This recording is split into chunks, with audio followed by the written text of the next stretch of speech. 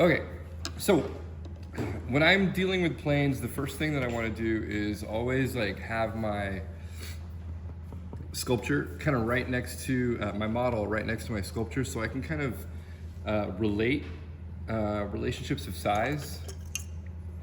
So I will look first. I think like the biggest plane is really the plane that kind of comes across the side of the head and runs down the side of the cheek of the head. And one of the things that you'll notice is like if you look at the cheek, the plane that runs diagonally. It kind of does this.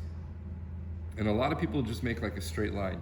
You want to make sure that it kind of comes down the form and articulates itself down the side plane of the cheek, and then it will transition all the way to the lip.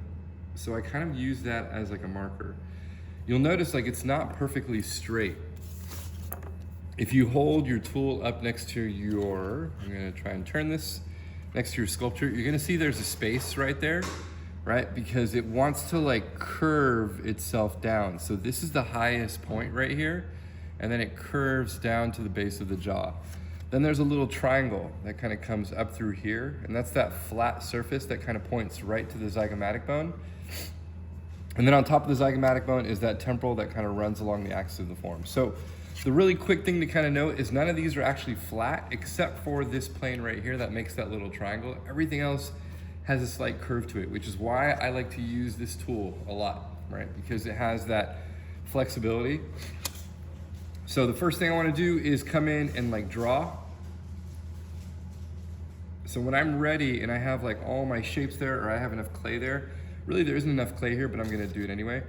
I'll take my planer tool, right? And I'll start to kind of push those shapes into the position that I want them to be in. You guys see how I'm kind of doing that? Right, I'm gonna start to like make sure that that is the highest peak right there.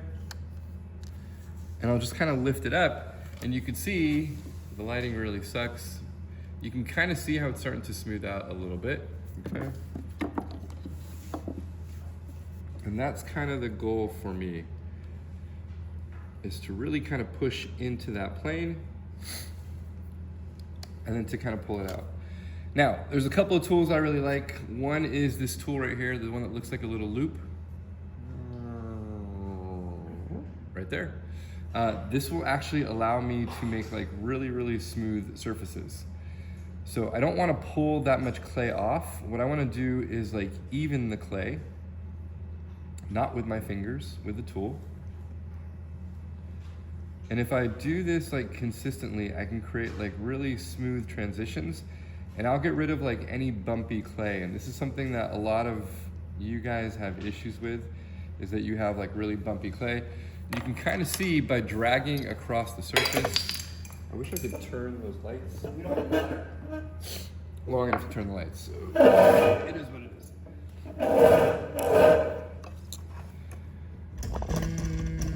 Is that better? Yeah, it's a little better. By dragging the clay, I'll actually make like a really smooth surface that I can then actually manipulate, okay? Not actually, then I can manipulate. So I'll come in and I'll start to push along the axis of that surface, all right? So big planes like this are really easy to do. They're actually not that, I keep on dropping everything. They're not that hard.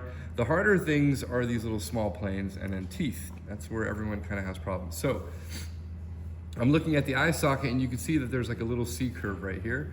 I want to come into the eye socket, and I'm going to pull, right? First I want to pull that shape. I'm just going to pull that little C curve. Pull, pull, pull.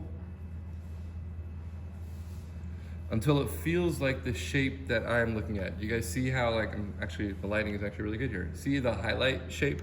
See how I'm trying to match the proportions of it? That's kind of the goal, right? And then I'm gonna come in and I'm gonna flatten that shape out. So this is kind of like how I'll start building those major planes. You'll notice I'm not using my fingers at all, right? If you use your fingers are too clumsy.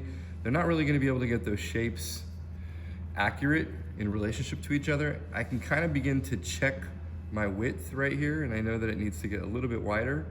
And I'll start to push out the width of my proportions. You'll notice like it's all with this drag tool. So if you have like a little miniature version of this wire tool, that's kind of what you want to use. All right. Does everyone kind of see how I'm building those planes? Does that make sense to everyone? Does anyone care? Is anybody alive in this class? Does anyone still want to be here? All right. So I'm going to use my edge tool, and I'm going to come in, and I will smooth those surfaces out. And then you have that flat side. You can come in and you can start to kind of like drag the flat side and push it up against the next plane. So see how I start really kind of like cleaning up those planes. Does that make sense to everyone? Anybody have any questions about that? Okay, cool. That's one thing. On the skull side, it is very different, right? Because you have all these articulated surfaces. So I'm gonna just kind of go over a few that I saw as common problems. The first one is this hole right here is not a hole in your sculpture. If it is a hole in your sculpture is gonna fall apart. What you wanna do is you wanna keep the clay connected. So you want like a little bit of like connective tissue or connective clay between those shapes. So when I'm looking at the temporal bone, I'm gonna come in and I'm gonna dig into that hollow, but I'm not gonna cut a hole into it.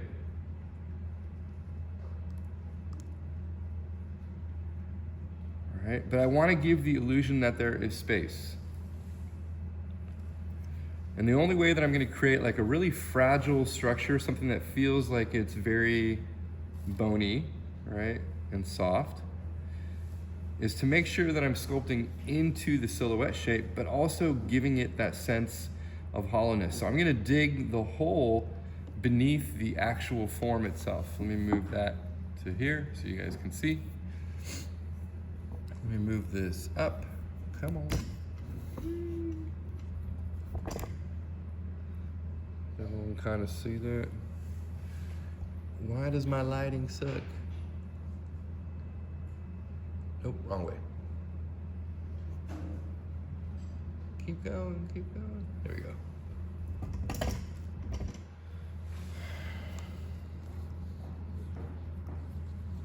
Okay, so I'm gonna cut into that socket. So you wanna kind of give the illusion that there's a hole there without actually cutting a hole there. And then for these like articulated surfaces, your fingers, unless you have amazingly sophisticated, complex, subtle fingers, are gonna have a really hard time sculpting these shapes. I really wanna use my tools to push the silhouette shape of the brow into the proportions that I need. And just so you kind of know, like everyone's brow is a little bit different. You don't have to like copy that bone specifically, but you just want the bone to be thin enough and fragile enough to look like it is actually a brow bone. So I don't want like a big clunky like ribbon of clay. It should feel like it's a subtle brow bone. And you can see by using any curved tool that's like a wire, you'll be able to pull the clay and start really articulating the surfaces really well, okay? So you can see I always start really, really thick, and then I kind of build those forms thinner and thinner as I go. So now we're much closer to that ridge of the eye. Everyone see how that looks? I want to come in and I'm going to use the same tool just to kind of draw my jawbone and to see where it kind of comes out. And then I'm going to push right underneath that tool. I need something a little bit stiffer, and I'm gonna just drag out that shape. Okay. So now I have my 3 holes. I got one over here, one down here, one down here. You'll notice like I'm not cutting all the way through. You don't wanna do that. You wanna make sure that the clay stays connected. And then last but not least, teeth. So your teeth are this like curved, oops, that's my lady. Your teeth are curved. They're gonna come in and they want to intersect into that jaw, right? So I have this kind of like starting point where they're gonna intersect into the jaw. All right, teeth. If you look at your teeth, there's a couple things to understand about the teeth. First off, when you look at them in side view, right? Which ones stick out? Top ones, right? If you actually look at where your lips are, your lips actually sit probably about midway on the top teeth. And so your top teeth actually go underneath the top lip, and the bottom lip covers the bottom teeth. So when you're lining them up, you want to make sure that your top teeth actually go underneath that top lip a little bit, and then your bottom teeth are actually underneath that top plane, okay? So they shouldn't line up with your lips, okay? Just so everyone understands. So the first thing I want to do is actually draw a line. I will come in, and I'll actually say, hey, teeth should be like right here. And I'll draw a line that goes back, back, back, back, back. And that's kind of how I start my teeth. And you have 3 lines that you want to deal with. The first one is this line right here for the upper gums. And they're gonna kind of like sit right there. And they're gonna taper. And I wanna make sure that the distance between my nose is matching the distance here between my nose and my mouth, okay? It's gonna be my first pair of teeth. I kind of tapered them a little bit too much. Right, your teeth don't get smaller, so I'm gonna have to make this a little bit wider. There we go, okay? Then your second lower teeth line is gonna be right there, and then everything else is jaw. So I can see that that's gonna have to come down a little bit, okay? So that's how I wanna start. Does everyone see how I'm kinda like drawing my shapes on here? Does that make sense to everyone? All right, so the first thing I wanna do is I wanna create the planes for where they all go. So I like to start, I'm not gonna make this perfect by any means because I don't have the time to. But I like to start with the zygomatic bone and then kind of find the path that kind of makes that jawline. So I wanna make sure that the curve feels correct. I like this curve tool better. So you can see I'm trying to find the plane that kind of makes that curve. And then I'm gonna come in and I'm going to dig like a plane, and I'm gonna push all these teeth back because I want that to stick out. See how quickly that happens? Everyone see that? And I'm gonna come in and do the exact same thing, and I'm gonna make a stair step.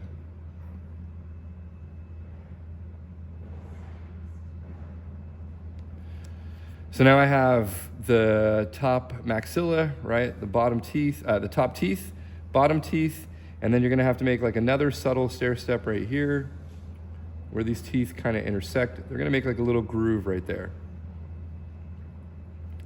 That is 90% of your work, just kind of finding where everything is. First thing I wanna do is really kind of separate the teeth, and I'm just gonna make a straight line.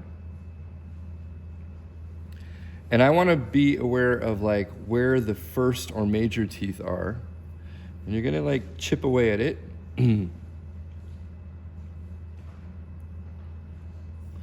So I'm gonna look right down the center of the nose.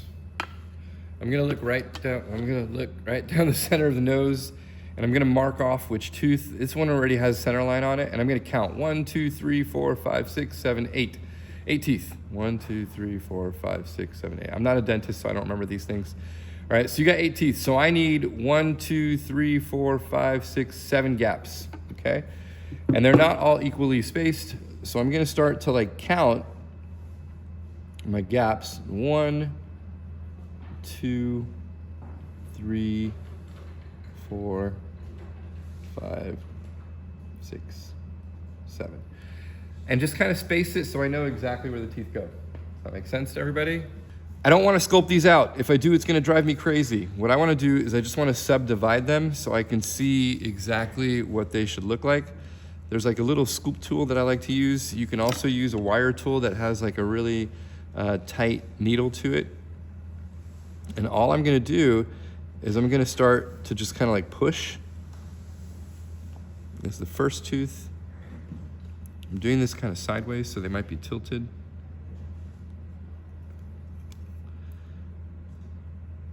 Second tooth.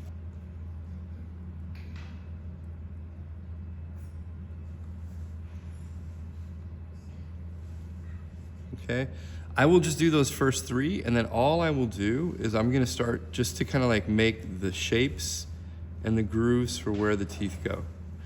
So that's all I wanna see. Like when I start to actually sculpt, I don't want to see the actual divisions. And then all I want to do is just kind of like hint to the fact that there's like a tooth there by creating the space where that tooth might go. So I will push and pull until I get that surface really articulated. And then I'm gonna come on top and just really carefully like smooth it out with my tool.